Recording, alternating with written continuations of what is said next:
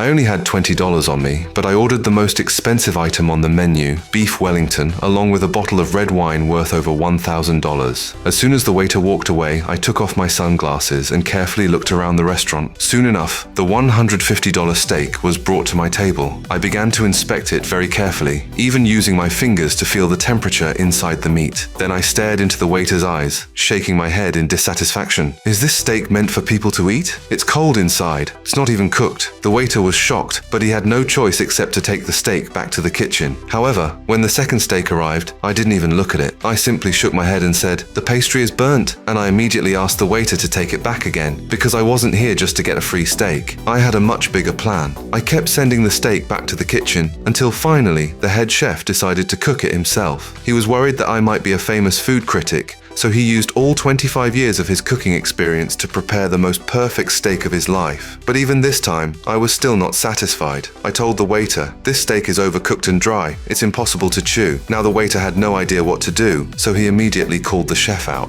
I started pointing out all kinds of problems and flaws in the steak. Then suddenly I said that I was actually a chef too. "If you allow me into the kitchen, I can show you how it's really supposed to be done." To my surprise, the chef agreed. But the truth was, I had never been a chef. I had only worked at KFC before. Still, using the little experience I learned there, I began preparing the dish. First, I brushed a layer of egg wash on the pastry, then placed the beef on top. Since I had no idea what to do next, I simply treated it like making a burger and put 3 slices of cheese on top. Then I drew some cool-looking patterns on the surface. Soon it was time for plating. I used some barbecue sauce I found to create a decorative design and added a few chilies as garnish. When everyone took a bite, the chef became even more furious, and the result, the chef was fired on the spot and I was hired as the restaurant's new head chef.